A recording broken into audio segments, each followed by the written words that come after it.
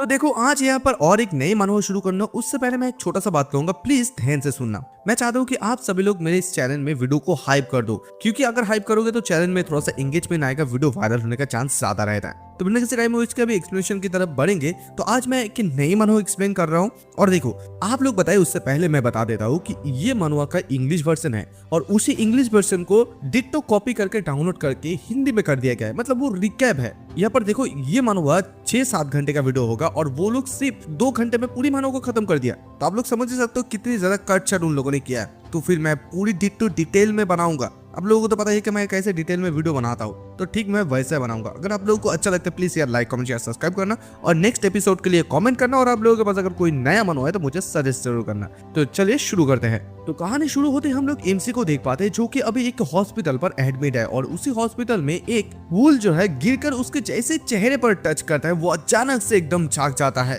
वो एकदम डर से जाता है। वो सोचता है कि अभी मैं ये कौन सी जगह पर हूँ, क्या ये मेरा पुनर्जन्म हो गया है। लेकिन जैसे ही वो अपनी पैर को चेक करता है, देखता है कि उसकी पैर नहीं है। और फिर वो अपने समय के बारे में सोचता है कि अभी ये कौन सा वक्त है। तभी वो अपनी बहन को देख पाती है, जो कि उसको देखते उसके पास दौड़कर आती है। दौड़कर आते उसे हक करने लगती है और रोने लगती है। और फिर उसके ब्रदर को ये कहने लगती है कि ब्रदर मैं डेफिनेटली उस हिट एंड रन ड्राइवर को पकड़ूंगी और आपकी बदला जरूर से लूंगी और आपकी ये पैर वो डेफिनेटली बहुत ज्यादा जल्दी ठीक हो जाएंगे। इस बात को सुनते एमसी सोचने लगता है कि क्या सचमुच ये 1 साल पहले हुआ था। और तभी हमें थोड़ा सा फ्लैशबैक का कहानी दिखाया जाता है कि 1 साल पहले एमसी का एक कार एक्सीडेंट हुआ था और वो सबसे ज्यादा एक यंगेस्ट बिलियनर था। वो अभी एक जो अपंग बन गए थे इसी एक्सीडेंट के बाद। और उसके जब इस ट्रीटमेंट पर फोकस किया गया था, तभी उसी वक्त एक आदमी आया था जिसका नाम था टियन काई और हमारा एमसी का नाम है शेन किंग। ये आदमी आकर ये बताता है कि देखो तुम्हारे ऐसे वॉरिड वाला चिंता, फेस वाला चिंता क्यों दिखा रहे हो। देखो ब्रदर मैं तुम्हारे लिए अच्छे खाना लेकर आया हूँ। और ये जो हमारा एमसी है यानी कि शेन किंग, ये सबसे ज्यादा इसे ट्रस्ट करते थे, उसके ट्रस्टेड ब्रदर थे सबसे ज्यादा। दरअसल ये जो आदमी था यही इस अपॉर्चुनिटी का फायदा उठाया था और उसकी ये जो राइजिंग सन इंटरनेशनल ग्रुप थे इसे हटा लिया था। और फिर उसकी बहन को भी इस बारे में धमकी देने लगी थी कि अगर तुम मुझे शादी नहीं करते हो तो फिर मैं तुम्हारी ब्रदर की ट्रीटमेंट को कंटिन्यू बिल्कुल भी नहीं करूंगी। और ये सब कुछ चीजें जो है उसने पास्ट में शेन किंग के सामने, आंखों के सामने किया था। शेन किंग के पास कोई भी रास्ता नहीं था कि उसे रोके, क्योंकि वो एक अपंग आदमी था। वो इसी मौके का फायदा उठाता है और कहता है कि तू क्या ही कर सकता है कुत्ता, तू भोंकने के अलावा और कुछ भी नहीं कर सकता। वो अपनी आंखों के सामने उसकी बहन को किस करने लगती है। उसकी बहन रोती है, बताती है कि ब्रदर आप प्लीज मुझे बचा लीजिए। लेकिन शेन किंग के पास कोई भी चारा नहीं था, कोई भी रास्ता नहीं था जिस रास्ते के माध्यम से वो उसे बचा सके। और उसी वक्त जो है एक गेम डेवलप हुआ था जिसका नाम था डिवाइन पाथ। और इसी गेम को जो है बहुत सारे मल्टीपल कंट्रीज मिलकर डेवलप किया था। और ये जो गेम है वो 100% रियलिज्म था। इस गेम में जितने भी ज्यादा कॉइन थे उन सारे कॉइन को तुम रियल लाइफ में भी इस्तेमाल कर सकते, मतलब ये ग्लोबल में बहुत ज्यादा सेंसनी भी बन गए थे। और सबसे ज्यादा की पॉइंट तो ये था कि उस गेम में कैरेक्टर का जो भी कुछ भी एट्रीब्यूट था वो रियल लाइफ में इफेक्टिव हो जाता था। और उसके लिए उस समय सबसे ज्यादा बेस्ट टाइम था, यानी कि बेस्ट चांस कह सकते हो कि वो अपनी किस्मत को बदल सके। लेकिन उसी समय वो एकदम से गरीब थी, उसके पास फूटी कौड़ी भी नहीं थी। और देखो ऐसे स्पेन उसके पास ऐसा कोई भी एबिलिटी नहीं है जिस एबिलिटी के माध्यम से वो अभी पैसा खर्च कर पाए। इसी चीज के माध्यम से वो अपनी भाग्य को, किस्मत को कभी भी वो बदल नहीं सकता है। उसके पास एकदम कोई भी कैपिटल नहीं था जिस कैपिटल के माध्यम से वो उसी बंदे को हरा सके। और उस कमीने ने जो है उसका हर एक वेल्थ को, पैसा को उसने इस्तेमाल किया था, जो कि एक समय शेन किंग का था। और उसने इसी चीज का पागल तरीके से इस्तेमाल किया था इस गेम पे और बेस्ट रिसोर्सेज और एट्रीब्यूट को ऑब्टेन किया था और उसका इफेक्ट रियलिटी में डाला। वो एकदम ऊपर उठ गया था। लेकिन ये सब कुछ उसका ही तो होना चाहिए था, लेकिन उसका बिल्कुल भी नहीं हुआ था। वो इसी चीज से बहुत ज्यादा गुस्से में आया था। एक दिन टियंग काई उसके घर में गया था। घर में जाने के बाद ये बताया था, क्या तुम मुझे इसे टूटे फूटे घर को दिखाने के लिए मुझे यहाँ पर बुलाए हो? You really think so? और वो जब उसके घर में आए थे, देखा था कि शेन किंग उसके घर में चारों तरफ एक्सप्लोसिव को लगा दिया था ताकि वो उसे मार पाए। इस चीज को जो है टियंग काई भी दिखा था। वो बताता है कि तुम्हें क्या लगता है कि तुम इतने सारे एक्सप्लोसिव से मुझे मार सकते हो? ठीक है तो फिर बदमाश कमीना तुम मुझे ट्राई कर सकते हो, हम दोनों एक साथ ही अभी मरेंगे। और इसी चीज को देखते हुए शेन किंग भी उस बटन को दबा दिया था, उस घर को पूरी तरीके से उड़ा दिया था और इसे उड़ाने के चक्कर में उसके आधा हिस्सा, बॉडी का आधा हिस्सा तो गायब हो गया था। लेकिन ये लड़का यानी कि जो तियांग काई है वो बिल्कुल भी नहीं मरा था। इस चीज को देखते हुए शेन किंग भी बहुत ज्यादा शॉक हुए थे कि ये बंदा कैसे नहीं मरा। तभी यहाँ पर तियांग काई उसके सामने आया था और बताया था कि देखो ये जो मेरे पास डिवाइन पाथ नामक अभी गेम है, इस गेम के पावर के माध्यम से इतनी सी एक्सक्लूसिव मतलब एक्सप्लोसिव मुझे कुछ भी नहीं कर सकते हैं। और देखो तुम्हारे मरने से पहले मैं तुम्हें अभी कुछ बातें कहना चाहता हूँ, तुम्हें सुनकर मरना चाहिए। तुम्हारे जो ये पैर, तुम्हारे जो पेरेंट्स है, इन सारे लोगों के मरने के पीछे सिर्फ मेरा ही हाथ है। और सबसे ज्यादा मजेदार चीज तो ये है कि तुम्हारा फैमिली का जो लास्ट पर्सन होगा उसका सरनेम मेरा ही होगा, यानी कि उसने जो उसकी बहन को भी शादी कर ली थी। और इसी चीज को सुनकर शेन किंग ने यही बताया था, कमीना मैं बिल्कुल भी हार मानने के लिए अभी तक तैयार बिल्कुल भी नहीं हूँ। और तभी अभी प्रेजेंट का सीन दिखाया जाता है। शेन किंग अभी मनी मन सोचता है, कल तो मुझे इस बारे में बिल्कुल भी पता नहीं कि मेरा रिबॉर्न क्यों हो गया है, शायद अपना मेरी लाइफ मुझे एक वन लास्ट टाइम अपॉर्चुनिटी दे रहा है। तभी वो उसकी बहन को बताता है कि देखो तुम अभी रोना बंद करो, अगर तुम रोना बंद नहीं करोगे तो फिर मैं हंस पड़ूंगा। और इस बार जो है मुझे अपनी बहन को तो प्रोटेक्ट करना ही होगा, उसके साथ साथ अपनी फैमिली ने, मेरी फैमिली ने इतनी ज्यादा कुछ किया था, उसको चीज को तो बचाना ही होगा।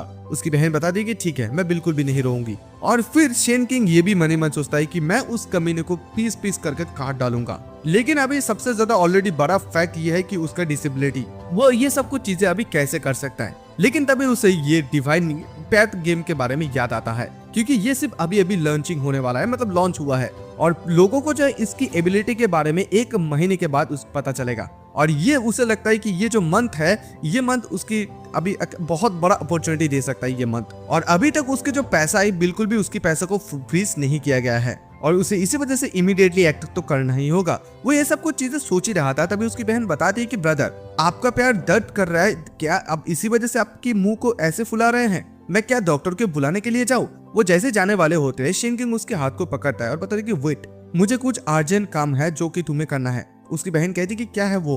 तो तभी यहाँ पर शेन किंग बताता है कि तुम मुझे एक गेमिंग पॉड को खरीदने के लिए मदद करो, ये है डिवाइन पैथ गेमिंग पॉड। उसकी बहन ये सुनते कहती है कि क्या गेमिंग पॉड। और इसी समय जो है ये लड़का तियांग काई चले आता है। वो आते कहते कि गेमिंग ब्रदर आप कब से गेम को इतनी ज्यादा पसंद करने लगे। और उसकी बहन बताती है कि ब्रदर शाओ आप यहाँ पर आ गए हैं। तो ये जो लड़का शाओ तियांग काई वो कहता है अगर यहाँ पर आप गेम पे ज्यादा एडिक्टेड हो जाते हैं तो फिर कंपनी का क्या होगा। और इसी चीज को सुनता हुआ शेन किंग मन ही मन सोचता है कि अच्छा ये कमीना दोबारा से मुझे ट्राई करने के लिए आ गया। तो तभी शेन किंग उससे बताता है कि देखो अभी मैं अपंग हूँ, गेम खेलने के अलावा और मैं क्या ही कर सकता हूँ, है ना। इस बात को सुनते हुआ तियांग काई बताता है कि लेकिन मैंने ये सुना है कि ये जो डिवाइन पैथ है ये गेम आज ही रिलीज हुआ है और ये गेमिंग पॉड अभी लिमिटेड एडिशन है जिसका 100 यूनिट अभी तक हुआ है। आई एम अफ्रेड कि आपको यहाँ पर खरीदने के लिए एक्स्ट्रा पैसा भी देना होगा और शायद एक पीस का कीमत ऑलरेडी 300 मिलियन हो ही गया है।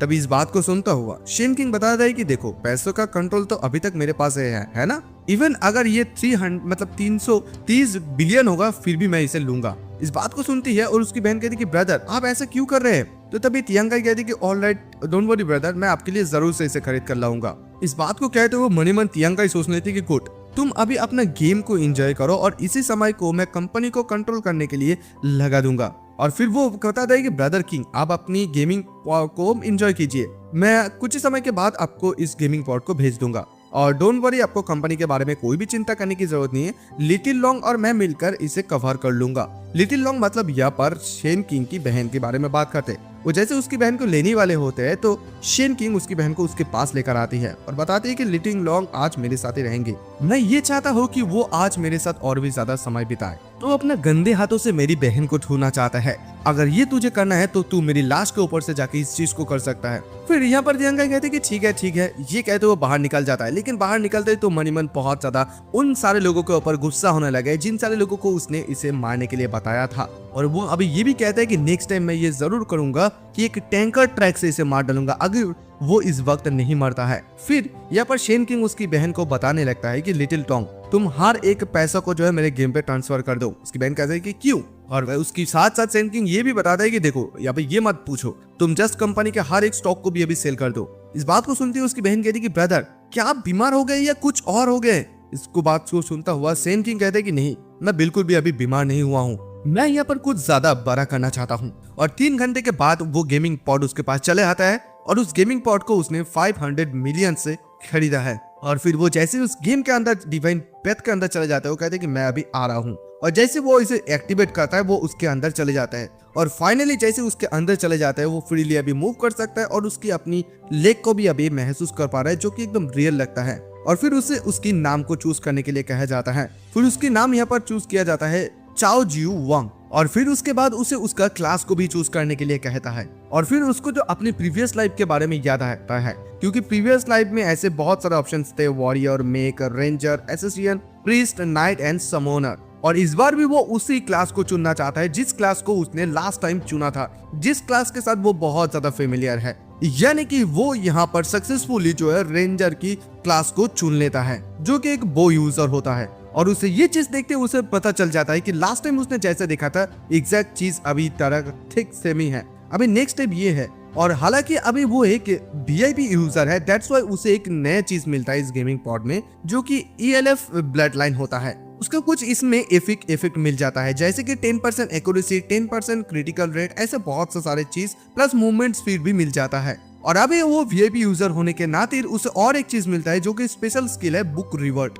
और ये जो बुक है, देखो इस चीज से वो और भी ज्यादा चीजें कर सकता है, जैसे कि अगर वो किसी के टारगेट के वीकनेस को ढूंढ पाता है तो फिर वो उसकी वीकनेस के ऊपर जब हमला करेगा तो उसकी जो हमला है वो 150% से 200 तक डैमेज बढ़ सकता है। और उसका माना भी कंज्यूम होगा सिर्फ 20, कूल डाउन होगा 120 सेकंड्स पर। ये चीज देखकर वो बहुत ज्यादा खुश हो जाता है, क्योंकि वो अपनी प्रीवियस लाइफ में इस चीज में वो मास्टर कर लिया था। और उसके बाद उसके इस दुनिया में 100 ग्लोबल VIP यूजर को अभी एक ट्रेजर चेस्ट भी मिलता है। लेकिन इस चीज को देखते वो शेन किंग मन में सोचता है कि लास्ट टाइम उसे तो ऐसा चीज कोई भी नहीं मिला था। उसे लगता है कि सबसे ज्यादा मोस्ट इम्पोर्टेंट टैलेंट एबिलिटीज के अंदर हो सकता है। और देखो इस चीज में तो टैलेंट है, मतलब एक रेयर टैलेंट हो सकता है, लेकिन इसे अनलॉक करने के लिए उसे जो है 50 मिलियन गोल्ड कॉइन रिचार्ज करना होगा।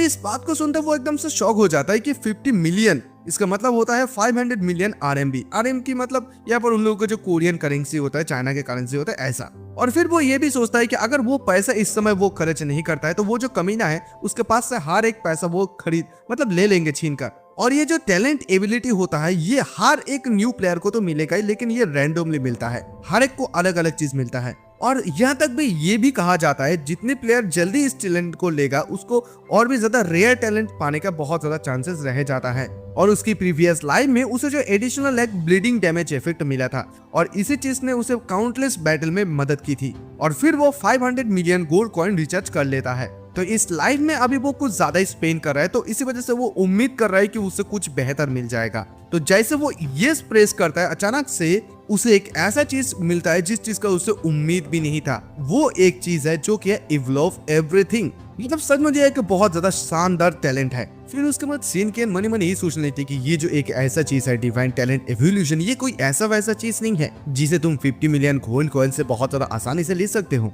और फिर वो स्किल की ये डिटेल्स देखने लगता है। देखो ये डिटेल्स थोड़ा बहुत कॉम्प्लिकेटेड है समझने के लिए। देखो तुम अगर किसी चीज को मारते हो तो उसके पास से कोई चीज ड्रॉप होता है, यानी कि जिसे कहा जाता है ड्रॉप आइटम। अगर तुम उस ड्रॉप आइटम को इसी चीज को इस्तेमाल करोगे तो उसका लेवल 1 तक 100% हो जाएगा, लेकिन यहाँ पर लेवल 2 तक जाने के लिए 5% इसका चांस होते हैं। और उसके बाद और एक चीज होता है जो जहाँ पर होता है आइटम, टूल, स्किल, जेम्स। ये चीज जो है 2 लेवल तक जो 100% तो जा ही गई, लेकिन यहाँ पर 10% चांस रहता है कि ये 3 लेवल तक जा सकता है। और इसका कूल डाउन टाइम है 24 आवर। और इसी चीज को देखते हुए शेन किंग बहुत ज्यादा मन खुश होने लगता है। वो कहने लगता है कि सचमुच ये चीज एकदम एक्सीलेंट है, ये सचमुच गेम चेंजिंग चीज हो सकता है। अबे जहाँ की मतलब दूसरे जो लोग होता है वो लोग ब्रोंज एंड सिल्वर आइटम को ड्रॉप कर रहा है, लेकिन वो यहाँ पर सिल्वर और गोल्ड को जो ड्रॉप कर रहा है हायर चीज। तो अभी उसने जो 500 मिलियन को इस्तेमाल किया था एकदम काफी ये रौदत निकला। वो इसी चीज के माध्यम से हर एक आदमी को अपने पैरों तले कुचल सकता है। तो जैसे कि अभी वो इस गेम में एंट्री करे लिया है तो फिर वो कैजुअली जाके मॉन्स्टर को मारना चाहते हैं और फिर जो कोई भी ड्रॉप आइटम होगा उसकी वो पावर को, स्किल को देखना चाहते हैं। लेकिन उसे ये बात भी समझ में आता है इस चीज को अभी कूल डाउन होने में 24 आवर भी लग सकता है। तो अभी वो किसी एक चीज को ढूंढता है जिस चीज के ऊपर इसका पोटेंशियल को चेक करने के लिए इस एवोल्यूशन को इस्तेमाल कर सके, और फिर वो अपना स्किल इक्विपमेंट को रिमूव कर देता है और प्रिपरेशन कर लेता है कंप्लीट। और फिर नेक्स्ट वो गेम एंट्रेंस पॉइंट ओपन को ढूंढता है जिस के अंदर वो जा सकता है। वो अपनी अभी किस्मत को बदलने के लिए उसके अंदर चले जाते हैं, और जैसे वो उसके अंदर प्रवेश करता है वो एक विलेज पर चले जाते हैं। लेकिन वहां पर जाते ही वो अजीबोगरीब चीज देखता है। उसे इस चीज को उम्मीद भी नहीं था। उसने ये सोचा था कि वो सबसे पहला पर्सन होगा जो कि इस जगह पर आए हैं, लेकिन उसे देखकर ऐसा नहीं लगता है, क्योंकि इस दुनिया में और भी बहुत सारे लोग पहले से आ चुके हैं। बहुत सारे ऐसे हम लोगों को देख पाते हैं जो लोग इस जगह पर आते हैं और एक मुर्गा का पीछा करने लगता है, क्योंकि उस मुर्गा को अगर वो लोग मार देते हैं तो उन लोगों को कुछ एक्सपीरियंस पॉइंट मिलेगा। और जैसे दूसरे लोग भी इस चीज के बारे में सुनता है, वो लोग भी ऐसे चिकन के ऊपर पीछा करने लगते हैं उससे एक्सपीरियंस लेने के लिए। और इन सारी चीजों को देखते हुए शेनकिंग मन ही मन सोच लेती है सचमुच ये लोग कितने ही ज्यादा पागल है। लेकिन हाँ, अभी उसके पास ऐसे समय बर्बाद करने का बिल्कुल भी समय नहीं है। वो हर एक सेकंड को यहाँ पर अपनी फर्स्ट गोल को अचीव करने के लिए लगा देना चाहते हैं। और दूसरी तरफ तो लोग यहाँ पर चिकन को मारता है और उसके एक्सपीरियंस पॉइंट को लेता है, और वहाँ पर मारने के साथ साथ चिकन जो है उसका मीट भी ड्रॉप करता है। और अभी यहाँ पर शेन किंग के लिए सबसे ज्यादा इंपॉर्टेंट चीज करना होगा, डिफेंडिंग करना होगा न्यू बाई जोन के बॉस को, और फिर वो सबसे पहला रिवॉर्ड को लेना चाहते हैं। जैसे वो आगे की तरफ जाते हैं उसका सिस्टम उसे ये वार्निंग देता है कि आप थोड़ा बहुत केयरफुल रहिए, क्योंकि अभी आप एक वाइल्ड मॉन्स्टर के एरिया पे पहुंच गए हैं। इस चीज को सुनता हुआ शेन किंग बताने लगते हैं कि ऑफ कोर्स मुझे पता है कि ये एक डेंजरस जोन है, but now I have to kill monster quickly to level up. और यहाँ पर वो और एक बात भी कहता है कि अगर तुम बॉस को सबसे पहले मारते हो जाके, तो फिर यहाँ पर तुम्हें कुछ एक्स्ट्रा रिवॉर्ड भी मिल सकता है। तो यहाँ पर दूसरे लोग चुरा ले, ये बिल्कुल भी वो सहन नहीं कर पाएगा। लेकिन इन सारे सबसे पहले जो है प्रिपरेशन करना सबसे ज्यादा नेसेसरी होता है। फिर वो अपना इन्वेंटरी को खोलता है, और इन्वेंटरी को खोलते ही जैसे वो इन सारे चीजों को देखता है थोड़ा सा मूड उसका खराब हो जाता है, क्योंकि वहाँ पर एक न्यू बाई बो होता है और एक क्लोथ्स आर्मर होता है। और फिर वो कहता है कि इन दोनों आइटम का बिल्कुल भी एवोल्यूशनरी कोई भी वैल्यू नहीं है, लेकिन अगर इन सारे चीजों को बिल्कुल भी इन्वॉल्व नहीं किया जाता है तो फिर दूसरे लोगों से उसको डिफेंड लगना एकदम इम्पॉसिबल जैसा है। और उसके अलावा ये जो इवोल्यूशन एबिलिटी है, इस एबिलिटी को जो है कूल डाउन होने में 24 आवर लगता है, मतलब एक दिन में सिर्फ एक ही बार वो इस्तेमाल कर सकता है। तो दैट्स व्हाई इस चीज को वो वेस्ट भी नहीं होने दे सकते हैं। तो फिर वो सोचता है कि क्या यहाँ पर कोई ऐसा चीज है जिस चीज को पोटेंशियल ज्यादा हो, मतलब वो उसे वो इवोल्व कर पाए। तभी उसे याद आता है उसका वो ELF ब्लड लाइन को, और फिर वो ELF ब्लड लाइन को इवोल्व कर देते हैं, और उसके कुछ ताकत ही अलग अलग तरीके से हो जाता है, मतलब ये एवोल्यूशन सक्सेसफुल हो जाता है। और फिर उसे वहाँ पर कुछ चीजें मिलता है, जैसे कि strength, life forces and life award. और इसी चीज से वो भी बहुत ज्यादा खुश हो जाता है कि वो सचमुच ब्लड लाइन को भी इवोल्व कर सकता है। और फिर इस एट्रीब्यूट के साथ यहाँ पर जो सोलो गैदरिंग मॉन्स्टर है न्यू बाई जोन के, वो इतने में ज्यादा प्रॉब्लमेटिक नहीं होगा। फिर तभी अचानक से उसे कुछ शोर शराबा आता है, और उसे पता चल जाता है कि ये एक उल्फ है, और जो कि ये फॉरेस्ट उल्फ है, उसका लेवल है 2। अभी वो अचानक से ये नोटिस कर पाता है कि वहां पर और भी कुछ लोग चले आते हैं इन सारे उल्फ को हंट करने के लिए, लेकिन वो लोग झुंड में आते हैं। उनमें से एक बंदा कहते हैं कि जब हम लोग इन सारे उल्फ को मार डालेंगे तो फिर हम लोगों का भी लेवल अप हो जाएगा। तो एक बंदा कहते हैं कि हाँ, इन लोगों को तो मारना ही है। तो ये सब कुछ चुप कर से वो देखने लगता है शेन किंग, और वो मने मने ये सोचने लगते कि ये लोग बहुत ही ज्यादा स्मार्ट तरीके से अभी खेल रहा है, क्योंकि ये लोग जो है इन सारे मॉन्स्टर को मारने के लिए टीम बनाकर आ गया है। ये बिगिनिंग फेज है उन लोगों का, और वैसे भी अगर इन सारे मॉन्स्टर को वो लोग मारते हैं तो फिर उन लोगों को जो एक्सपीरियंस है वो भी डिवाइड हो जाएगा, और ड्रॉप भी बहुत ना के बराबर होगा। लेकिन यहाँ सबसे ज्यादा इंक्रीज होगा सेफ्टी। लेकिन अनफॉर्चुनेट बात यह है कि इन लोगों के पास आउटडोरिंग सर्वाइविंग नॉलेज एकदम लैकिंग है, मतलब नहीं है, क्योंकि ये जो उल्फ आते हैं ये झुंड में आते हैं। चारों तरफ से इन लोगों को ये जो एनिमल्स है घेर लेते हैं उल्फ। ये लोग एकदम सराउंडेड हो जाता है, और फिर वो उल्फ इन लोगों को ऊपर हमला कर देता है। इन उल्फ से जब एक बंदे को मार रहा होता है, वो कहता है कि हालांकि ये एक गेम है, लेकिन जब वो मर रहा है उसको पेन एकदम रियलिस्टिक जैसा लग रहा है। एक लड़की बताती है कि मुझे बचा लो, और फिर एक बंदा कहते हैं कि चलो हम लोग रिस्पॉन पॉइंट पर मिलेंगे। ऐसे करके वो सभी लोग मर जाते हैं। और दूसरी तरफ हम लोग देख पाते हैं कि शेन किंग जो है अपनी बो को निकलता है, और बो को निकलकर अपनी एरो के माध्यम से उन सारे उल्फ के ऊपर एक उल्फ के ऊपर हमला करता है, और फिर वो लेवल 2 का उल्फ को एक मार डालता है। और इसी वजह से उसको अभी कुछ रिवॉर्ड मिला है, और इसी वजह से उसे जो है 100 लाइफ पॉइंट मिलता है, और उसे 10 मैजिक पॉइंट भी मिलता है, और उसके साथ साथ उसे 5 फ्री एट्रीब्यूट पॉइंट मिलते हैं। और तभी जैसे वो इस उल्फ को मार डालता है तो उसका मीट भी ड्रॉप हो जाता है, और ये मीट जो है हेल्थ रीजनरेशन में काम आता है। तो फिर सोचता है कि ये जैसे कि हेल्थ रिजर्वेशन के बारे में बात है तो फिर उसे लेना चाहिए, क्योंकि वो सोलो यहाँ पर अकेले फाइट कर रहा है। फिर जैसे उसके सामने और भी ज्यादा उल्फ आ जाता है उसको पीछा करने के लिए, तो वो यहाँ पर और एक चालाकी दिखाता है, उसे और कोई चीज को इस्तेमाल करना होगा। फिर वो वहां से बहुत ज्यादा तेजी से भागने लगता है। जैसे वो भागता है उसे ये समझ में आता है जो ELF नाइट ब्लडिंग है इसके 100% स्पीड इंक्रीज भी है, और इसी स्पीड के साथ वो इतनी ज्यादा तेजी से भागता है जो वो उल्फ है वो भी बहुत ज्यादा उसके पीछे रह जाता है। और फिर वो एक खाई को पार करके और एक दूसरी खाई पर चले जाते हैं। और इसी चीज को देखते हुए वो भी बहुत ज्यादा खुश हो जाता है कि बिना किसी एडिशनल इक्विपमेंट के उसका ये जो इवन नाइट ब्लड है वो ना केवल उसके डैमेज ही इंक्रीज कर पाता है बल्कि उसका जो स्पीड बूस्ट भी कर देता है 100% तक। एक आर्चर के लिए स्पीड बहुत ज्यादा महत्वपूर्ण चीज होता है। ये डिवाइन टैलेंट के अलावा मतलब अगर डिवाइन टैलेंट नहीं होता है तो उसको अकेले में ग्रो करना सच में बहुत ही ज्यादा मुश्किल है। और फिर वो रुक जाता है, रुक कर वो पीछे मुड़कर देख पाता है कि वो सारे के सारे जो भेड़िया है उल्फ है वो रुक जाता है। वो कहता है कि तुम लोग अभी मुझे चेस क्यों नहीं कर रहे हो, लेकिन तभी उसके सिस्टम की तरफ नोटिफिकेशन आता है कि वो एक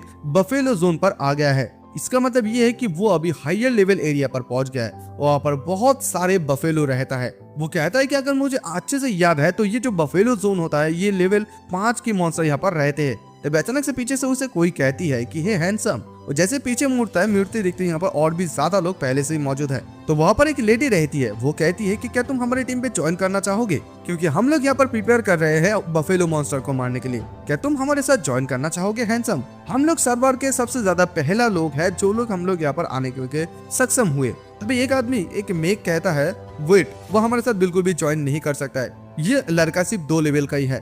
ये लड़का अगर हमारे साथ ज्वाइन करता है तो जस्ट हम लोग हमारे एक्सपीरियंस को इसके साथ शेयर करेंगे, उसे पीछे हटा दो। इस बात को सुनता हुआ शेन किंग कहते कि ओके गाइस तुम लोग करते रहो, मैं अभी दूसरी जगह पर जाऊंगा।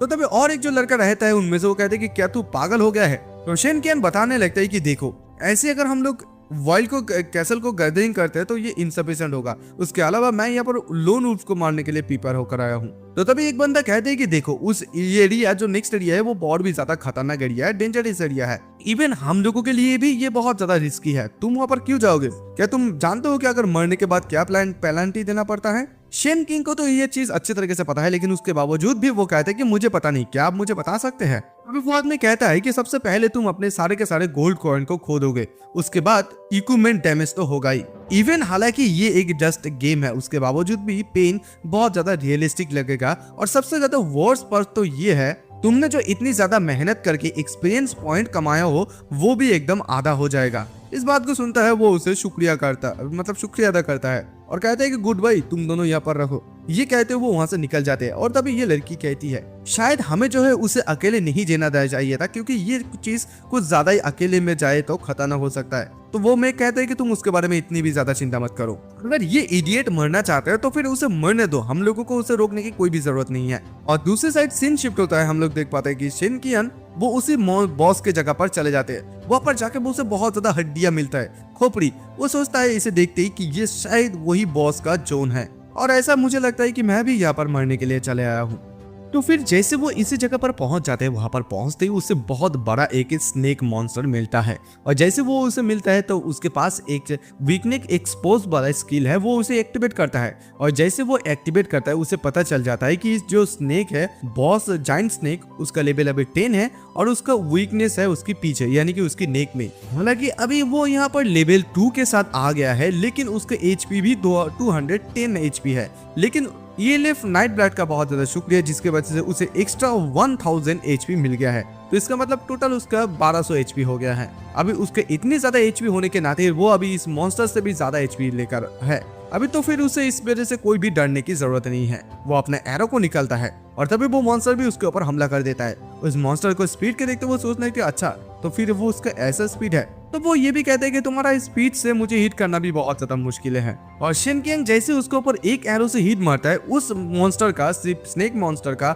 एचपी 29 माइनस होता है। ये जो एटिक पावर है ये सचमुच उसका बहुत ही ज्यादा लो है, हालांकि वो जितने ज्यादा सोच रहे उससे कई गुना ज्यादा अलग। लेकिन यहाँ पर लकीली उसका जो स्पीड है वो काफी ज्यादा इनफ है इस मॉन्स्टर के सामने। और इसके जैसा एक स्लो मूविंग मॉन्स्टर जो है उसके लिए इसे मारना बहुत ज्यादा आसान उसे लगता है। फिर दोबारा से वो उसको ऊपर हिट मारता है और जैसे वो उसके ऊपर हिट मारता है, लेकिन ये जो मॉन्स्टर है वो अपने वीकनेस को भी डिफेंड कर रहा है। लेकिन उसका जो ये किंग ब्लड है वो उसे चीज को दे रहा है स्पीड को बूस्ट करने के लिए। और ये जो जाइंट स्नेक मॉन्स्टर है वो अपने पूंछ से उसे मारता है। तो वो कहते हैं कि चलो फिर देखता हूँ कि तुम्हारा उस पूंछ के ज्यादा स्पीड है या तो मेरा। और वो उसके ऊपर लगातार हमला भी करता है, लेकिन इस मॉन्स्टर का हमला इतनी ज्यादा मतलब अच्छा नहीं होता है, मतलब उससे ज्यादा हिट नहीं होता है, सिर्फ 58 पॉइंट तक ही वो गिर जाता है। और इसी चीज से उसे पता चल जाता है कि ये जो मॉन्स्टर है वो उसकी हर एक एरो को ब्लॉक नहीं कर पा रहा है, यानी कि उसके एरो भी थोड़ा बहुत फास्ट ही है।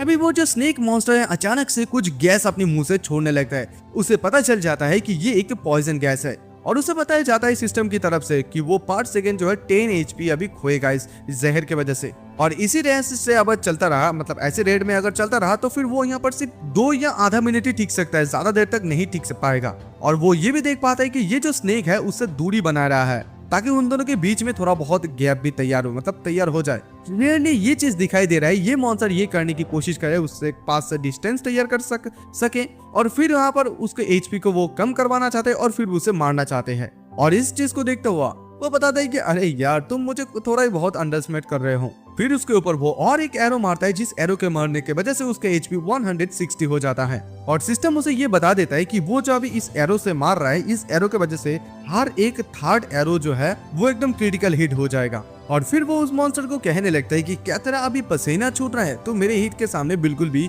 खड़ा नहीं हो सकता है। यहाँ पर एक हो रहा है क्रिटिकल हिट प्लस उसके साथ साथ हो रहा है वीक स्पॉट क्रिटिकल हिट, यानी कि उसका जो अभी डैमेज हो रहा है वो एकदम से डबल हो जा रहा है। उस मॉन्स्टर का जो 800 HP है बहुत ज्यादा कम हो चुका है, अभी सिर्फ 597 HP बचा हुआ है। तो शेन किंग बताने लगते कि अभी 2 मिनट है, काफी है तुझे खत्म करने के लिए। और अभी कुछ समय के बाद ही वो उसके साथ जैसे लगातार फाइट कर रहा था, वो से एक बात समझ में आ जाता है कि ये जो अभी है ये रियलाइज कर पा रहा है कि मेरा जो हीट है अभी बहुत ज्यादा स्ट्रॉन्ग है। दैट्स वाई वो अभी पूंछ का बहुत ज्यादा इनक्रेडिबली इस्तेमाल कर रहा है, मतलब मान लो कि पूरी मैप को वो तबाही मचा रहा है। तो उसे क्या लगता है कि अगर वो ऐसा कोई भी काम करेगा तो फिर वो मेरे अटैक को यहाँ पर रोक पाएगा? बिल्कुल भी नहीं। और अगर वो ऐसा ही सोच रहा है तो सिर्फ मैं यहाँ पर एक ही बात कह सकता हूँ कि तुम अपने स्पीड को कुछ ज्यादा ही मान रहे हो ना। और इस बार जब वो अटैक करता है उसके ऊपर एरो से, वो अटैक जो है मतलब उसके एरो उसके पेट पे जाके लगता है और इसी वजह से उसका 200 HP कम हो जाता है। इस चीज को देखते हुए मन में सोचता है कि क्या इसका अभी डैमेज तो बहुत ज्यादा हायर हो रहा है, क्या ये इसी वजह से हो रहा है क्योंकि उसका पेट बहुत ही ज्यादा सॉफ्ट है।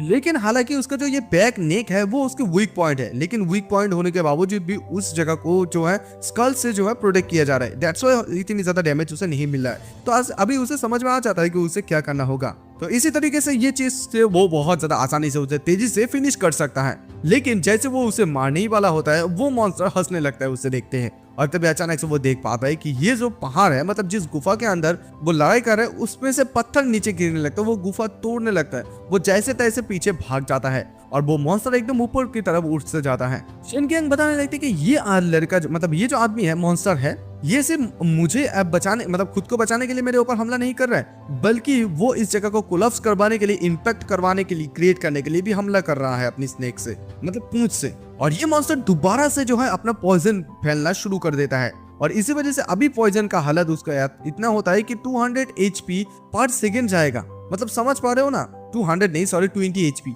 इस चीज को वो देखता हुआ मन मन सोचता है कि 20 HP पर सेकेंड बिगिनर का मौत के लिए यही बहुत ज्यादा काफी होता है। और ये मॉन्स्टर जो उसे ट्रैप में फंसाने के लिए ऐसा किया और उसके बाद वो पॉइजन फेंक रहा है और यहाँ पर वो ऊंचाई पर नहीं जा सकते। इसी चीज का ये जो स्नेक मॉन्स्टर है वो फायदा उठाते हुए ऊपर की तरफ क्लाइंब कर रहा है और फिर उसे ये पता चल जाता है कि वो इससे और सर्वाइव भी नहीं कर सकता है। उसे पता चल जाता है कि ऐसे बिगिनर एरिया के बॉस ऐसा ही करेगा, वो कुछ ट्रिक तो लगाएगा ही। और फिर वो जो है उसी जो वुल्फ को मारा था उसकी मीट को लेते हैं और उसे चबाने लगता है और फिर कहता है कि मैं ये बिल्कुल भी देखने के लिए और इंतजार ही नहीं कर पा रहा हूँ कि तुम कौन सा चीज को अभी मरने के बाद ड्रॉप करोगे। ये जो वुल्फ मीट वो खाता है वो यहाँ पर उसकी HP इंक्रीज करेगा 20, मतलब अभी काउंटर करेगा। हालांकि ये पॉइजन को क्योर तो नहीं कर पाएगा, लेकिन यहाँ पर जो उसका रिडक्शन हो रहा है उस चीज को वो काउंटर कर पाएगा। और फिर ये खा के वो बताने लगते हैं चलो अभी ये डिसाइड हो जाएगा 20 सेकंड के अंदर कि कौन जीतता है और कौन मरता है। और फिर वो दोबारा से जैसे उस मॉन्स्टर की तरफ जाने लगते हैं, वो मॉन्स्टर दोबारा से जहर फैलने लगता है। लेकिन उस मॉन्स्टर को अभी इस बार पता नहीं है कि वो भी उसके ऊपर ही चले आता है। वो कहते हैं उसे हेलो और हेलो कहते उसके ऊपर एरो से मारता है। वो मॉन्स्टर इस बार नीचे गिर जाता है तो शेन कियांग उसे कहता है कि तू अभी इस जगह से भाग भी नहीं सकता है और दोबारा से उसके ऊपर एरो से हमला करता है और बार बार उसके ऊपर ऐसे हमला करता रहता है जब तक ना उसका HP कम होता जाता है, मतलब एकदम 0 हो जाता है और फिर उसका HP एकदम से 0 भी हो जाता है और वो मॉन्स्टर खत्म हो जाता है। और तभी सिस्टम की तरफ से उसे एक अनाउंसमेंट किया जाता है कि कांग्रेचुलेशन, तुमने इस सर्वर के सबसे पहला बॉस को मारा है और इसी वजह से तुम्हारा नाम जो है ग्लोरी बोर्ड में रहेगा। और अभी ये चीज जो है अनाउंसमेंट भी करना चाहेगा, मतलब वो लोग अनाउंसमेंट कर देंगे, लेकिन क्या वो अपना आइडेंटिटी को इस बार हाइड रखना चाहता है? इस चीज को सुनते वो सोचने लगते हैं क्या हाइड नहीं, मैंने अभी बहुत ज्यादा लंबे समय से अपना आइडेंटिटी को हाइड करके रखा है, इस बार नहीं। वो कहते हैं कि नहीं। तो फिर उसे बताया जाता है कि congratulation to player Chao Ju Wang for beginning the fast to kill the giant snake king boss, the this achievement will be announce. मतलब ये चीज ही अनाउंस किया जाएगा और सभी लोगों के सामने ये डिस्प्ले होने लगता है। सब लोग इस चीज को देखते हुए बताने लगते हैं कि अरे बाप रे, हम लोगों ने तो जस्ट अभी अभी गेम को शुरू ही किया है। एक बंदा कहता है कि तो फिर क्या हम लोग मेहनत करना दोबारा से शुरू कर दे? एक बंदा कहता है कि ये सब कुछ तुम्हारे वजह से हुआ क्योंकि तुम बहुत ज्यादा स्लो हो। और एक बंदा कहते हैं कि मैंने तो बहुत ज्यादा कड़ी मेहनत किया है लेकिन किसी ने सबसे पहले उसे मार डाला है। और एक बंदा और भी आश्चर्य हो जाता है कि वो लेवल 3 का होने के बावजूद भी वो ऐसे बॉस को कैसे मार सकता है। और दूसरी साइड और कुछ लोगों को देख पाते हैं जिन लोगों के साथ जो है मतलब टीम अप करने के लिए बताया गया था शिन कियांग को, उसने नहीं किया। तो उनमें से एक बंदा कहता है कि फाइनली हम लोग इस शक्तिशाली जिक्स को मार डाला है, मतलब डेफिनेटली ये एक तो बॉस ही होगा। तो एक मेक कहता है कि हाँ डेफिनेटली। तो वो मेक ये भी कहता है कि मुझे तो अभी इस बात से आश्चर्य हो रहा है कि हमें क्या रिवॉर्ड मिलेगा। तो वो बंदा कहता है कि हाँ मुझे तो लगता है कि कुछ हाई वैल्यूएबल इक्विपमेंट हमें मिलेगा।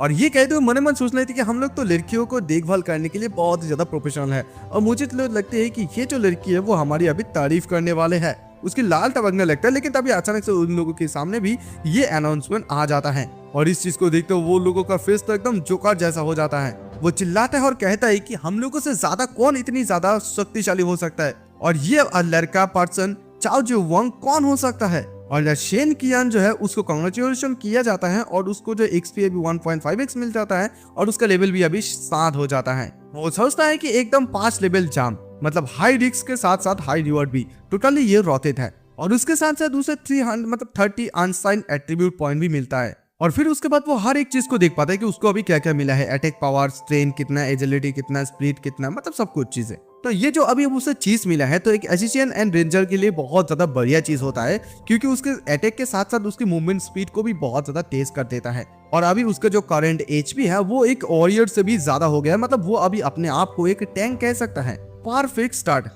और अभी वो ये देखना चाहता है कि ये जो जायंट स्नेक है वो कौन सा चीज को ड्रॉप करता है। और तभी उसे कुछ समय के बाद ये देख पाते हैं कि उसे 10 सिल्वर कॉइन वो 10 गोल्ड कॉइन में बदल जाते हैं। और इसी चीज से वो बहुत ज्यादा खुश हो जाता है कि यहाँ पर सिल्वर कॉइन जो है गोल्ड कॉइन में बदल गया है। और सभी लोग इस नोटिस को देख पाता है, मतलब अभी सर्वर का जस्ट शुरू हुआ है उसके साथ साथ उसे 10 गोल्ड कॉइन मिल गया है। मतलब ये कहा जा सकता है कि एब्सोल्युटली वो इस सर्वर का टाइकून है। एक लड़की एक आदमी से पूछता है कि तुम्हें क्या मिला है लूट में, वो कहता है कि 1 कॉपर कॉइन मिलता है उसे। एक आदमी तो इस चीज से बहुत ज्यादा रोने लगता है क्योंकि वो हर दिन यहाँ पर मेहनत किया, उसके बावजूद भी उसे सिर्फ एक सिल्वर कॉइन भी नहीं मिला। वो बिल्कुल भी और इस गेम को नहीं खेलना चाहते हैं। और तभी उसे और एक चीज इधर शेन कियांग को मिलता है तो वो सोचता है कि क्या मैंने यहाँ पर सेकंड इवोल्यूशन को भी ट्रिगर कर दिया है। ग्रेट, बहुत बढ़िया। और चलो देखते हैं कि अभी मुझे कौन सा अच्छा चीज मिलता है। तो फिर जैसे वो चेक करते हैं उसे एक क्रिस्टल कॉइन मिलता है जो कि एक बहुत ही ज्यादा रेयर करेंसी होता है अभी के इस टाइम में, क्योंकि अभी ये चीज एग्जिस्ट नहीं करता है। और इसी चीज के माध्यम से वो कोई भी चीज अननोन आइटम कोई भी चीज परचेस कर सकता है, वो भी एनपीसी से। जब किसी एनपीसी को अगर वो ये चीज देखेगा मतलब देगा तो फिर उस एनपीसी से उसका जो फेवरेबल है वो बहुत ज्यादा इंक्रीज हो जाएगा। इस चीज को देखते हुए बहुत ज्यादा खुश हो जाता है क्योंकि उसने अपने प्रीवियस लाइफ में ऐसा चीज कभी भी नहीं देखा है। वो डेफिनेटली फ्यूचर में और भी बहुत ज्यादा चीज कर सकता है। और फिर वो कहता है कि हर एक ड्रॉपिंग आइटम को तुम अभी पिक कर सकते हो। फिर उसका हर एक ड्रॉप आइटम को वो पिक कर लेता है और फिर वो अपने बैकपैक को ओपन करता है। जैसे वो बैकपैक ओपन करता है उसे एक सिल्वर स्नेक मिल जाता है, 1 हैंड स्वॉर्ड मिलता है। तो फिर इस स्वॉर्ड को जब वो देख पाता है सारा एट्रीब्यूट सारे चीज को देखते उसे बिल्कुल भी नहीं लगता है कि ये काम के लायक कोई चीज है। वो सोचता है कि ये वो नहीं है तो यूजलेस है मेरे लिए। अगर इसे वो सेल भी कर देता है तो फिर अच्छा खासा उससे कोई चीज भी मिल सकता है। तो फिर वो नेक्स्ट आइटम को दिखाने के बारे में बात करता है। जैसे उसे नेक्स्ट आइटम दिखाता है इस चीज को देखते हुए बहुत ज्यादा खुश हो जाता है क्योंकि ये एक अजूरा स्केल आर्मर होता है। हालांकि इस आर्मर में स्पेशल इफेक्ट शील्ड है। तो वो ये कहता है कि हाँ उसे ठीक से याद है कि नॉर्मल क्वालिटी का जो अजूरा स्केल आर्मर है इसमें कुछ खास स्पेशल इफेक्ट नहीं है, जस्ट सम एट्रीब्यूट बोनस के रूप में। बट यहाँ के जो सिल्वर लेवल है वो थोड़ा सा इफेक्टिव हो सकता है, लेकिन यहाँ पर उसे इस चीज को इस्तेमाल करने के लिए उसका लेवल जो है 10 होना चाहिए। तो इस बात से वो बहुत ज्यादा नाराज हो जाता है, कहता है कि क्या ये ऐसा नहीं है कि तुम अगर किसी बॉस को मार देते हो और बॉस को मारने के बाद तुम्हें कोई चीज रिवॉर्ड ही नहीं मिलता है या तुम कोई चीज को अपग्रेड ही नहीं कर सकते हो। लेकिन तभी उसे ये याद आता है कि उसका रेपुटेशन सिस्टम ने उसे ये बताया कि उसे एक सिल्वर ट्रेजर चेस्ट भी दिया गया है। तो फिर वो चेस्ट को खोलता है और कहता है कि ओपन द सिल्वर चेस्ट। जैसे वो उसे खोलने लगता है वो मन ही मन ये भी सोचता है कि मुझे प्लीज ऐसा कोई खराब सा घटिया कोई चीज बिल्कुल भी मत देना। लेकिन जैसे वो चेस्ट को खुलता है उसे एक चीज मिलता है जो कि होता है 7 स्टार चेन एरो। ये एक लेजेंडरी आइटम होता है। ये एक ऐसा आइटम है कि वो एक ही बार में 7 एरो को भी मार सकता है और इसी चीज से वो बहुत ज्यादा खुश हो जाता है क्योंकि ये जो स्किल है बहुत ज्यादा गॉडली है और एक आर्चर के लिए बहुत ज्यादा एक्सक्लूसिव होता है। और हालांकि ये बात है कि वो इसी चीज को भी लेवल 10 पर ही भी इस्तेमाल कर सकता है। लेकिन अगर वो इस चीज को दूसरे एंगल से देखे तो अगर जब वो लेवल 10 पर पहुंच जाएगा तो उसका जो डैमेज है वो भी सिग्निफिकेंटली इंक्रीज हो जाएगा। तो अभी उसे जल्दी से जल्दी उसकी लेवल को इंक्रीज करने की जरूरत है। और तभी अचानक से कोई चिल्लाता है और कहता है कि क्या यहाँ पर कोई हेल्प, मुझे मदद करो, कोई है क्या। वो चुपके से जाकर एक लेडी को देख पाते जिस लेडी के नाम है लेडी गू। तो तभी वो लेडी उसे देखती ही कहती है कि क्या तुम मुझे मदद कर सकते हैं सर, मैं यहाँ पर सिर्फ इसी वजह से छुपी हुई हूँ क्योंकि यहाँ पर जायंट स्नेक है। इसी चीज को देखता हुआ शेन किंग मन में सोच लेती कि ये तो लेडी गू है।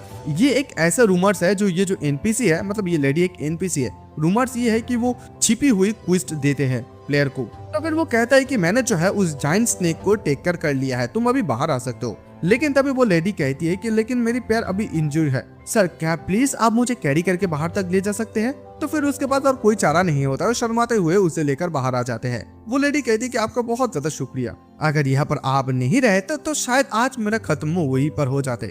नेक्स्ट टाइम जब मैं तुम्हारे साथ मिलूंगी तो मैं अच्छे से तुम्हारे देखभाल करूंगी। ये सुनते ही शिन कैंग कहता है कि क्या नेक्स्ट टाइम, इसे कहते उसे एकदम से नीचे फेंक देता है। वो लड़की कहती है कि वेल अभी मेरे पास आपको रिप्लाई देने के कुछ भी नहीं है मेरे बॉडी के अलावा, मतलब वो अपनी बॉडी से उसे रिप्लाई देना चाहते हैं। इस बात को सुनता है तो फिर वो दोबारा से कहता है कि क्या आप चाहते हैं ऐसा। इस बात को सुनते शिन किंग उसके सामने आता है और कहते हैं कि तुम इसे रोको, मुझे ये बिल्कुल भी नहीं चाहिए। वो लड़की एकदम हंसने लगती है और कहती है कि इम्प्रेसिव, मुझे ये पता ही था। और फिर वो एक चीज को निकल कर देता है जो कि एक एरो हो, मतलब एक स्वॉर्ड होता है, छोटा सा स्वॉर्ड। इस चीज को देखते वो एकदम से फेंक देता है और बताता है कि देखो मैं तुम्हें लास्ट चांस दे रहा हूँ, मुझे वो हिडन क्लास दे दो। इस बात को सुनता वो एनपीसी कहते हैं कि क्या हिडन क्लास, तुम ये कौन सी चीजों के बारे में बात करो, मुझे तो ये समझ नहीं आ रहा है। इस बात को सुनता वो शेन कियांग बताने थे कि फाइन, मेरे पास और इसके अलावा कोई भी चॉइस नहीं है। इट सिम ऐसा लगता है मुझे कि यहीं पर आसपास कोई 14 साल का एक छोटी सी लड़की रहती है जिसकी सरनेम है गू, है ना। इस बात को सुनते हो वो एकदम एनपीसी डर सा जाती है, कहती है कि तुम्हें कैसे पता चला, तुम्हें इस बारे में कैसे पता चला।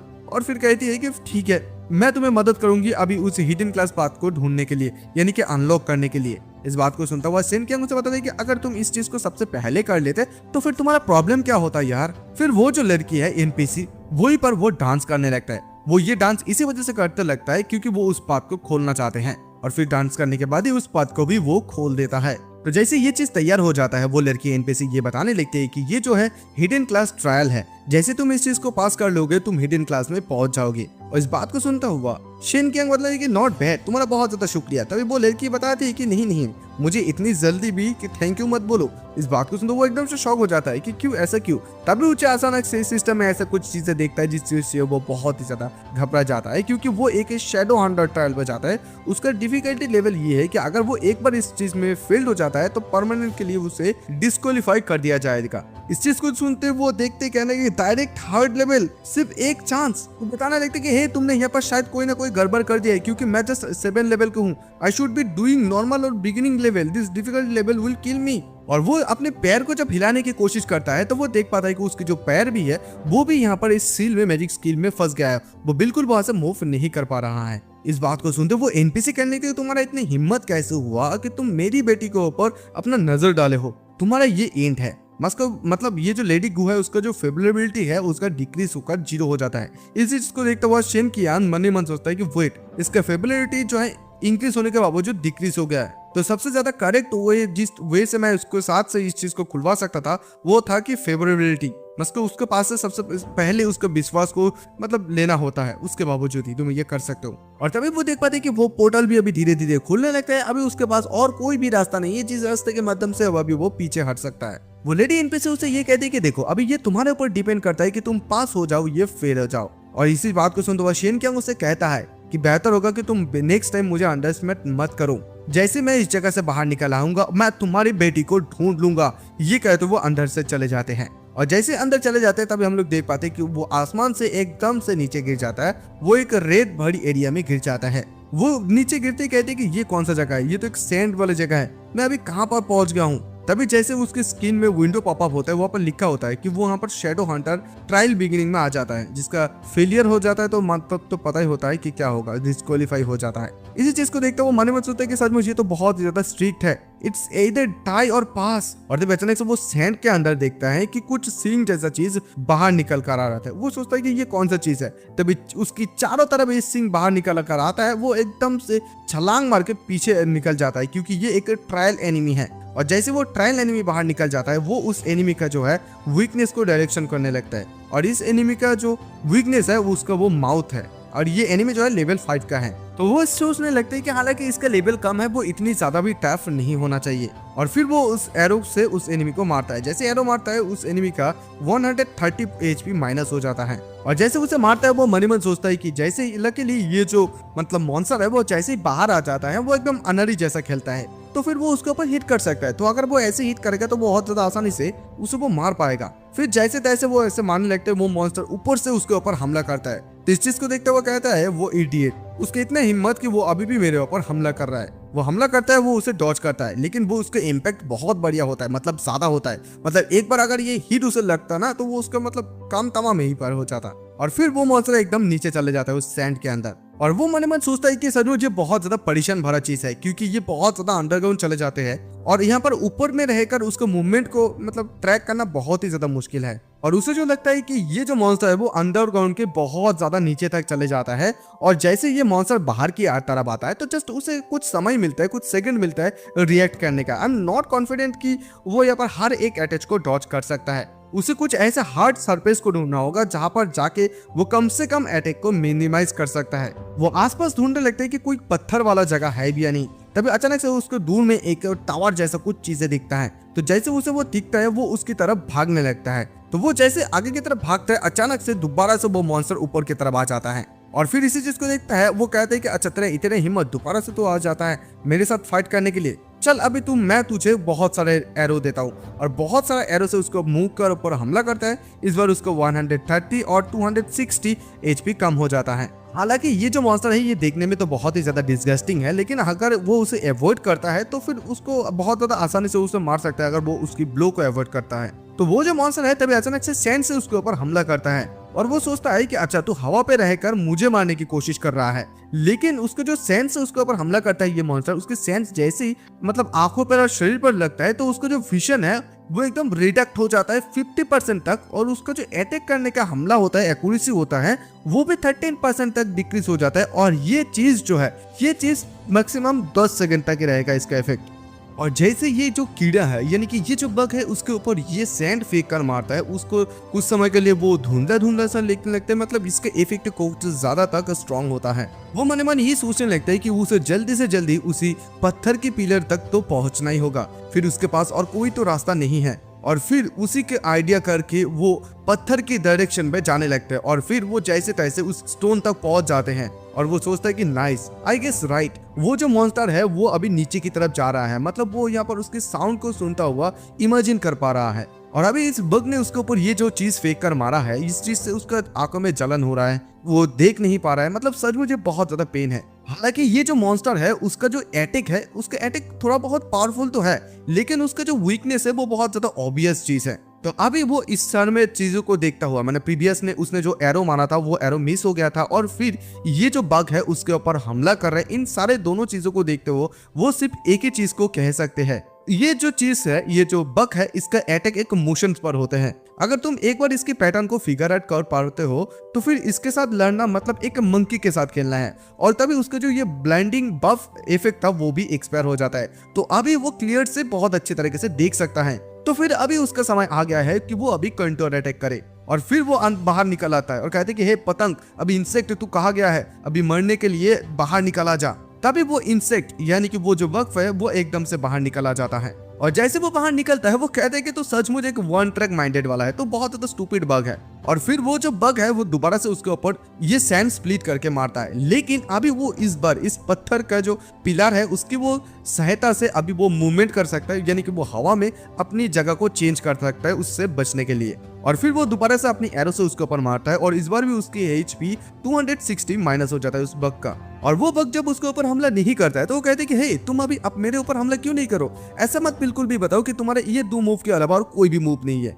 और अगर ऐसा ही बात है देन अभी मैं तेरा सर को लेने वाला हूँ। और ये कहते ही वो दोबारा से हवा में उड़ता है और उसके ऊपर लगातार ऐसे वार करता रहता है और यहाँ पर फर्स्ट फाइनल स्ट्राइक रह जाता है। और जैसे उसके ऊपर वो फाइनल स्ट्राइक 130 का मार दिया है, ये सैंड्रोम मर जाता है और इसकी वजह से उसका लेवल अभी इंक्रीज हो जाता है, वो 10 पर पहुंच जाता है और उसको 10 कॉपर कॉइन्स मिलता है जो कि अभी 10 सिल्वर कॉइन में बदल जाता है। और फिर उसे जो एक सैंड बूट मतलब बूट भी मिलता है जो कि सैंड में दौड़ने के लिए थोड़ा सा अच्छा है, लेकिन ये चीज उसे बिल्कुल भी पसंद नहीं मतलब पसंद नहीं आता है। और फिर वो उस बग को कहने लगते हैं कि डूड तो तुम इतनी ज्यादा बड़े हो और उसके बावजूद भी तुम ऐसे मुझे गिफ्ट कर रहे हो। यहाँ पर अगर वो ये कहता है कि अगर उसे कुछ अच्छा खासा एक्सपीरियंस पॉइंट मिलता है तो फिर वो यहाँ पर तुम्हारे जैसा और भी मार सकते हैं। लेकिन तभी वो टावर की तरफ देखता है कि वहाँ पर टावर में सिर्फ एक वर्ड जो है वो ग्लो कर रहा है। लेकिन सोचने वाली बात यह है कि इस टावर में टोटल 8 वर्ड है, लेकिन उनमें से सिर्फ एक ग्लो कर रहा है। इसका मतलब ये हो सकता है। और तभी अचानक से उसके आसपास और भी 7 ऐसे बग्स बाहर निकल आता है और फिर वो मन सोचता है कि हाँ जैसे कि मैंने सोचा था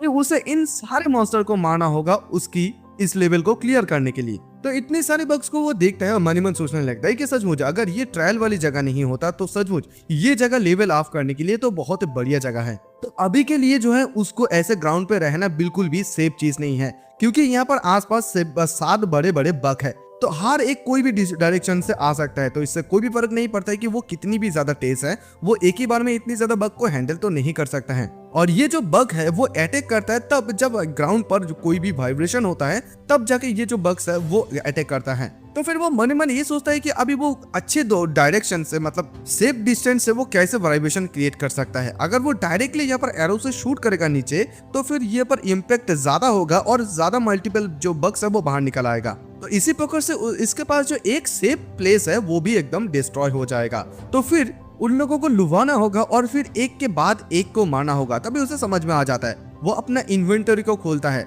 और फिर वो कॉपर कॉइन को छोड़ता है और वो सिल्वर कॉइन को लेता है।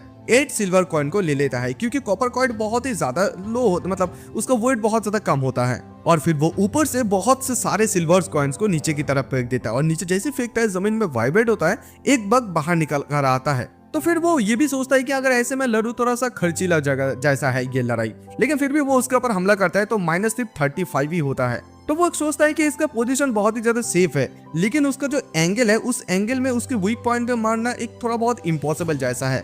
और इस बग का जो डिफेंस है वो बहुत ज्यादा हाई है और एक हिट में सिर्फ उसे 35 पॉइंट से वो माइनस कर पा रहा है। लेकिन इससे कोई भी फर्क नहीं पड़ता है क्योंकि उसके पास बहुत सारा ऐसा पैसा भी है। तो फिर ऐसे करते करते उन लोगों का मतलब उसका 4 घंटा यहीं पर बीत जाते हैं और 4 घंटे बीत जाने के बाद फाइनली वो इन सारे बाघों को मार डालते हैं। और इन सारे बाघों को मारने के बाद उसका लेवल अभी 10 तक पहुंच गया है। उसका 15 एट्रीब्यूट पॉइंट अनसाइंड होता है और टोटल अर्न उसने 18 सिल्वर कॉइन अर्न किया है। उसके बाद माना भी इंक्रीज हुआ है 30 पॉइंट्स और हेल्थ भी इंक्रीज हुआ है 330 पॉइंट्स। तो उसने जो है बिना किसी रियलाइजेशन को वो लेवल 10 तक पहुंच गए और इन सारे बाघों ने उसे बहुत सारा एक्सपीरियंस दिया है। और उसके बाद 15 अनसाइंड एट्रीब्यूट पॉइंट भी है। लेकिन जैसे वो एट्रीब्यूट पॉइंट के बारे में याद आता है तभी उसे कुछ चीज याद आता है। वो अपना पर्सनल डिटेल्स को बाहर निकालता है, डिस्प्ले करने के बारे में बात करता है। जैसे वो पर्सनल डिटेल्स को डिस्प्ले करता है वो देख पाता है कि उसका जो HP है वो 21 से 90 हो जाता है। माना 18, अटैक 65, एजिलिबिलिटी 39, स्पीड 5, डिफेंस 8 और लक 0 रहता है। और लक जैसे वो 0 देखता है तो तभी उसे समझ में आ जाता है कि यहाँ पर अच्छी चीज जो ड्रॉप करने का लक है वो उसका बहुत ज्यादा लो है। इस वजह से बहुत अच्छे चीज उसे बिल्कुल भी ड्रॉप नहीं हो रहा है। फिर वो क्या करता है कि उसके जो सारा का सारा एट्रीब्यूट पॉइंट्स है वो इन सारे पॉइंट्स को लक में डाल देता है। तो लक उसका 15 तक तो इंक्रीज हो जाता है, उसके साथ साथ उसके हिट रेट इंक्रीज हो जाता है और एविशन इंक्रीज हो जाता है। तो इसी चीज से उसे फर्क पड़ता है, मतलब समझ में आ जाता है कि ये जो लक है वो इन दोनों एट्रीब्यूट से मतलब मिला हुआ है। और फिर उसका जो पैसिव एवोल्यूशन वो भी एक्टिवेट हो जाता है। और फिर वो कहते हैं कि अच्छा तो फिर लक इतनी ज्यादा यूजफुल चीज है। वो उस मॉन्स्टर के ऊपर यानी कि बग के ऊपर अपना इस्तेमाल करता है लक का इस बार। उसका प्रीवियस लाइफ में जो इतनी ज्यादा पैसा नहीं था, मतलब उसकी प्रीवियस लाइफ में इतनी ज्यादा पैसा नहीं था कुछ चीजों को अपडेट करने के लिए, इसी वजह से उसका डैमेज और हेल्थ बहुत ज्यादा लो था। तो इसी वजह से उसको सर्वाइव करने के लिए उसने अपना सारा एट्रीब्यूट्स पॉइंट को जो है हेल्थ मिसिंग आउट और मेनी टाइम्स, मतलब हेल्थ में लगा दिए थे। और तभी अचानक से उसे पर्पल लाइट दिखाई देता है। इसका मतलब ये है कोई लेजेंडरी आइटम ड्रॉप किया है। वो एकदम से नीचे आ जाता है इसे देखने के लिए कि कौन सा अभी लेजेंडरी आइटम उसे ड्रॉप किया गया है। लेकिन तभी वो देख पाता है कि उसे एक सैंड एस्केप मिला है। तो ये जो उसे चीज दिया गया है ये एक ऐसा चीज है जो कि वो सैंड पर बहुत ज्यादा आसानी से घूम सकता है, इधर उधर वो छुप भी सकता है। लेकिन ये जो असली सरफेस है, मतलब ग्राउंड पर काम नहीं करेगा। इसके लिए कोई चीज मतलब माना कॉस्ट नहीं होगा। और इसी चीज को देखते हुए सोचता है कि ये किस प्रकार का लेजेंडरी स्किल हुआ। क्या तुम सच में मेरे साथ मजाक करो? This is for me to learn this bug skill. This is so unimpressive, मतलब अनइम्प्रेसिव। लेकिन यहाँ पर सरप्राइज अटैक करने के लिए शायद ही ये चीज यूजफुल उसे लग सकता है। और फिर वो जो है यहाँ पर 10 सिल्वर कॉइन को लर्निंग करने में सिखा देते हैं। मतलब ये जो सैंडस्केप है ये कौन सा चीज है, इसे सीखने में लगा देते हैं। तो अभी जो कुछ मतलब वो लेवल 10 पर आ गया है, उसने जो वो सिल्वर चेस्ट प्रीवियस में कुछ चीजें मिला है उससे वो देख लिया है, मतलब सीख लिया है। अभी वो 7 स्टार एरो को भी सीखना चाहता है। फिर वो 20 सिल्वर कॉइन को स्पेंड कर देता है और इसे स्पेंड करने के बाद 7 स्टार एरो भी वो सीख जाता है। और इसी चीज को सीखने के बाद उसे सिग्निफिकेंट बूस्ट भी मिल जाता है। और इसी के साथ साथ इसी सर्वर में वो सबसे ज्यादा मतलब सबसे पहला प्लेयर जो है हाईएस्ट लेवल वाला बन जाते हैं। एंड देन और तभी अचानक से देख पाता है कि वो टावर अभी तक कुछ नहीं हो रहा है, मतलब लाइटें भी सिर्फ हुआ है। वो सोचता है कि मैंने तो हर एक मॉन्स्टर को हरा दिया, लेकिन उसके बावजूद कुछ नहीं हो रहा है क्यों? और उसने हर एक ड्रॉप आइटम को भी ले लिया है। अभी अचानक से उसे कुछ अर्थक्वेक जैसा महसूस होता है। वो सोचता है कि ये अर्थक्वेक कैसा है। वो देख पाता है कि वो जो टावर है वो धीरे धीरे जमीन के अंदर जाने लगता है। वो जैसे आगे की तरफ जाता है वहां पर एक सीढ़ियां उसे नजर आता है। और फिर वो सोचता है कि अच्छा, तो मुझे लगता है कि रियल रिवॉर्ड अंदर ही है। और इसे चीज को देखते वो थोड़ा बहुत वो खुश भी हो जाता है, क्योंकि इसी वक्त में वो जो है अपना न्यू स्किल और इक्विपमेंट को ट्राई कर सकता है। और जब अचानक से उसको उसकी बहन की आवाजें सुनाई देती है कि बिग ब्रदर। वो कहता है कि हे टोंग, तुम यहाँ पर क्या करो? तभी उसकी बहन बताती है कि it's time to eat big brother, खाने का समय वो कहा गया है। मैंने आपके लिए फेवरेट पिकल एक बनाया है, चलिए आजा खा लीजिए। और तभी उसकी पता बताइए कि वो एक मिनट रुको, तुम ऐसे गेम के पीओडी में आ नहीं सकते हो। देखो जल्दी से जल्दी तुम नीचे आ जाओ, तुम अपने आप को हार्ट ऐसे नहीं पहुंचा सकते हो। और तभी गेम की तरफ से उसे एक अलर्ट दिया जाता है कि गेम अलर्ट, कोई आपको बुलाने की कोशिश कर रहा है, क्या आप यहाँ पर गेम को एग्जिट करना चाहेंगे? तभी वो बताते हैं कि बिल्कुल भी नहीं, क्योंकि अगर वो बीच में ऐसे गेम को एग्जिट कर देता है तो फिर उसे कुछ पेनल्टी लग सकता है, यानी कि जो कुछ भी उसने हासिल किया था वो एकदम से गायब हो जाएगा। इसी वजह से वो कहते हैं कि नहीं। तो फिर वो उसकी बहन को बताने लगता है कि स्टॉप इट, देखो मैं अभी के गेम खेल रहा हूँ, अभी मेरे पास बिल्कुल भी समय नहीं है। उसकी बहन बताती है कि बिग ब्रदर, आप 8 घंटे से लगातार गेम खेल रहे हैं, आप अभी तक रिकवरी स्टेज पर ही हैं। अगर ऐसे कंटिन्यू करते हैं तो जियोटोंग बहुत ही ज्यादा गुस्से में आ जाएंगी। लेकिन इस बार वो बहुत ही ज्यादा गुस्से में आ जाता है, कहती है कि बिहेव, तुम मुझे डिस्टर्ब बिल्कुल भी मत करो। उसकी बहन भी सुनती है और उसकी खाना को वहाँ पर रख देती है और बता दी कि मुझे आपकी कोई भी परवाह नहीं। ये कहते हुए वो मन ही मन सोचने लगती है कि मुझे यहाँ पर कोई ना कोई तो रास्ता ढूंढना ही होगा मेरी बिग ब्रदर को बेहतर करने के लिए। फिर वो ये कहते हुए चले जाने लगती है। शेन के अंग को थोड़ा बहुत यहाँ पर दुख लगता है। वो कहते हैं कि सॉरी जियोटोंग, लेकिन यहाँ पर वो ये भी मन ही मन कहता है, मतलब तुम यहाँ पर इंतजार करो जब तक ना तुम्हारा ब्रदर स्ट्रॉन्गर हो जाए। और फिर वो पांथोम हंटर को एक्टिवेट करता है, कहता है कि मैं आ रहा हूँ। ये कहते वो एकदम से नीचे चले जाते हैं। और जैसे वो नीचे जाते हैं तभी सिस्टम की तरफ से उसे एक अलर्ट दिया जाता है कि ये जो एक बहुत ज्यादा डेंजरियस प्लेस है, तो उसे सावधान रहने के लिए कहते हैं। तभी इस चीज को देखते हुए समझ जाता है कि यहाँ पर रियल बॉस रहता है, रियल बॉस का रूम है। तभी अचानक से वो एक चीज को देखते हुए कहने लगती है कि नो वे, ये मेरे साथ क्या किडिंग करो, क्योंकि ये जगह पर एक केकड़ा कैसे हो सकता है? ये एक गोल्ड लेवल बॉस है, सैंड किंग। इसके अटैक 200 है, लेवल 15 है, डिफेंस सेटिंग हेल्थ 6000 है और स्पेशल एबिलिटी है सैंडस्टॉर्म। इसी चीज को देखते वो कहता है कि बाप रे, इसका तो डिफेंस एंड हेल्थ ये तो सच में बहुत रेडिकुलस है। तभी वो वीकनेस डिटेक्शन को बाहर निकालता है, लेकिन उसका ये वीकनेस डिटेक्शन भी उसका वीकनेस को बिल्कुल भी नहीं ढूंढ पा रहा है। वो कहता है कि क्या इसका कोई भी वीकनेस नहीं है? तो फिर वो जैसे ये देखता है कि वो उसके वीकनेस को ढूंढ नहीं पाता है, तो फिर उसे ऐसा लगता है कि ये केकड़ा जो है ये बहुत बड़ा एक केकड़ा है, तो दैट्स व्हाई उसे नहीं लगता है कि इसका स्पीड इतने भी ज्यादा खास होगा। लेकिन वो इतनी ज्यादा उसका हिट पॉइंट होता है, मतलब उसका जो अटैक करता है वो इतनी ज्यादा फास्ट होता है कि उसे बहुत ज्यादा बुरी तरीके से लगता है और उसकी एचपी जो है 100 तक कम हो जाते हैं। उसका मतलब शॉक वेव इतनी ज्यादा एक्चुअल होता है, इतनी ज्यादा डैमेज देता है उसको। और उसके अभी वो आर्मर का इतनी ज्यादा शुक्रिया अदा इसी वजह से करता है क्योंकि उसके आर्मर में अभी 300 पॉइंट्स है।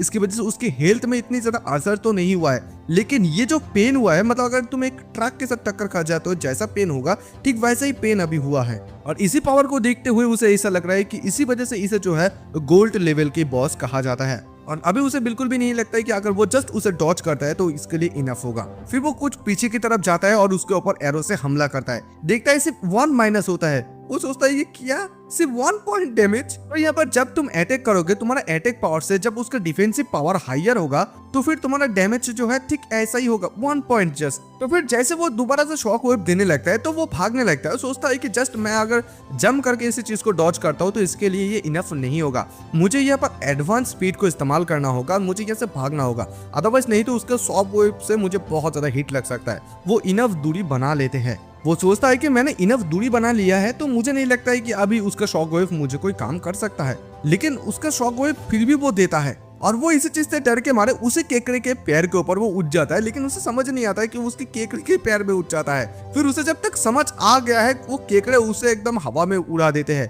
और इस चीज से वो और भी ज्यादा गुस्से में आ जाता है। फिर दोबारा से वो अपना एरो को निकालता है और फिर कहता है कि तुझे क्या सचमुच लगता है कि मैं तुझे कुछ भी बिगाड़ नहीं सकता हूँ। और फिर वो 7 स्टार वो जो एरो होता है उसे वो इस्तेमाल करता है। जैसे वो 7 स्टार एरो को इस्तेमाल करता है, इस बार इस केकड़ को बहुत ज्यादा माइनस होता है, मतलब 61, 120 ऐसे बहुत ज्यादा होते हैं। तो ये जो अभी 7 स्टार एरो है वो 1% मैक्स एचपी देता है जब वो उसकी आर्मर को इग्नोर कर देता है। और सबसे ज्यादा मोस्ट इंपॉर्टेंट चीज ये है, तुम्हारा जितना हेल्थ हायर होगा उतनी ज्यादा उसका डैमेज भी होगा। सिर्फ इस जो केकड़ा है उसका भी 5145 जो है एचपी बचा हुआ है। और दोबारा से वो केकड़ा उसके ऊपर हमला करते हैं और जैसे हमला करता है उसका जो ये शील्ड है वो डीएक्टिवेट होता रहता है, दोबारा से उसका माइनस हो जाता है 100 एचपी। और कहता है कि ये चीज तो मुझे और भी ज्यादा गुस्सा दिला रहा है और मैं सिर्फ यहाँ पर जो डॉज कर रहा हूँ ये चीज बिल्कुल भी अभी इनफ नहीं होगा। और फिर दोबारा से वो उस केकड़े के ऊपर चले जाता है और जैसे केकड़े के ऊपर चले जाता है तो वो 7 स्टार एरो को इस्तेमाल करने के लिए जाता है, लेकिन तभी वो देख पाता है कि उसके पास मना ही नहीं है,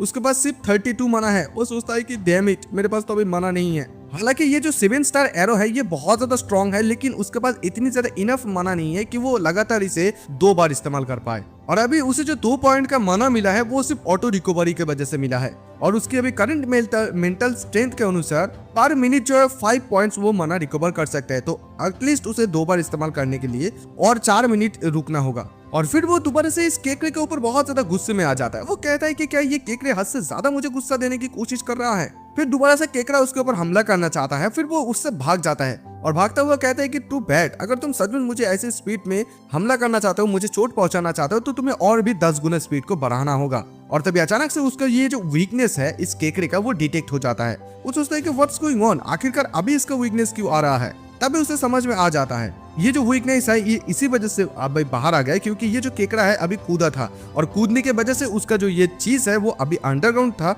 मतलब नीचे था छुपा हुआ, दैट्स व्हाई उसे दिखाई नहीं दिया, लेकिन अभी उसे ये चीज दिखाई दिया है। और तभी वो केकड़ा जो है कुछ उसकी ताकत को अटैक को करने लगता है जिसका नाम है सैंड किंग अल्टीमेट। और इसमें अगर तुम एक बार पकड़े जाते हो तो तुम्हारा 100 डैमेज होगा पर सेकेंड, प्लस मूवमेंट तो यहाँ पर रेस्ट्रिक्शन हो गई और 60 सेकंड के लिए वो अंधा हो जाएगा। वो सोचता है कि अरे बाप रे, अभी ये क्या चीज है, ये एक हवा है, वाइंड है, ये एक किस प्रकार का रॉ स्किल है, मतलब इस स्किल को देखते हुए बहुत ज्यादा घबराया जाता है। ये पर हाई डैमेज तो होगा, ये तो अलग चीज है, लेकिन इतनी ज्यादा लॉन्ग टाइम के लिए वो भी और एक चीज है। और यहाँ तक वो यहाँ से भागने की कोशिश करता है, वो भाग भी नहीं पा रहा है क्योंकि उसके जो पैर है वो एकदम से इस जगह पर स्टक हो जाता है। वो वहां से हिल भी नहीं पा रहा था कि इतनी ज्यादा इस वाइल्ड में प्रेशर है, मतलब हवा में प्रेशर है। और वैसे भी यहाँ पर एक कंट्रोल इफेक्ट भी है, यहाँ पर छुपने के लिए उसका कोई भी जगह नहीं है। Taking the full heat would be 6000 damage हो जाएगा और वो उसका एक से तो 100 करके माइनस होता रहता है और कहता है कि तुम एक चीटर हो।